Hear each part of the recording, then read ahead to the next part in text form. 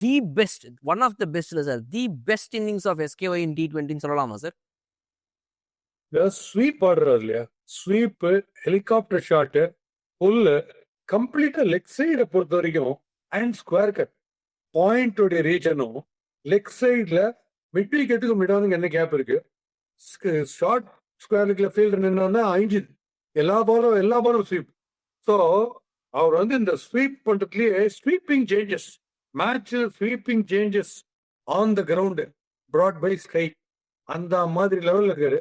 அவர் கொஞ்சம் காமெடியாவே யோசிச்சு பார்த்தேன். அவர் எப்படின்னா அவருடைய பேட்டிங், எம்ஜிஆர் உடைய பால் ஃபைட் பிளஸ் பிரபுதேவாவுடைய டான்ஸ் பிளஸ் பாலகிருஷ்ணாவுடைய லுக், இந்த மூணும் சேர்ந்ததுதான் சூரியகுமார் யாதவுடைய கேமு. ஆனா அதை நீங்க என்ன கண்டெயின் பண்ண ட்ரை பண்ணாலும் ஒவ்வொரு ஷாட்டும் பக்கா கிரிக்கெட்டிங் ஷாட். 360 டிகிரிஸ்ல சுத்தி இன்னொரு போய் விழுது, ஒரு 380 டிகிரிஸ் இருக்குது ஒரு மட்டும்.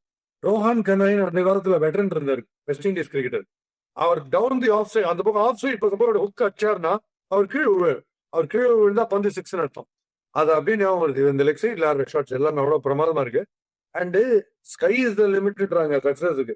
ஸ்கையே வந்து சூர்யா இஸ் த லிமிட்னு சொல்லும் பொழுது அந்த மாதிரி இந்த மாதிரி ஒரு கேம் சிங்கிள் ஹேண்ட், அதாவது அவங்க T20 ஆடும் போது இவர் டென்னிஸ் ஆடுறாரு, ஒரே பிளேயர் தான் டீம்ல ஆடும் போது இவர் தனியாக டென்னிஸ் ஆடிருக்காரு.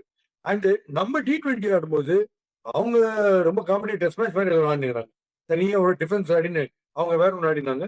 சூரியகுமார் யாதவ் உடைய இன்னிங்ஸ் மட்டுமே கம்ப்ளீட்டா யூஎஸ் கான்பிடன்ஸ் ஷாட்டரா இருந்ததுக்கான காரணம் அவருடைய நோக்கம்.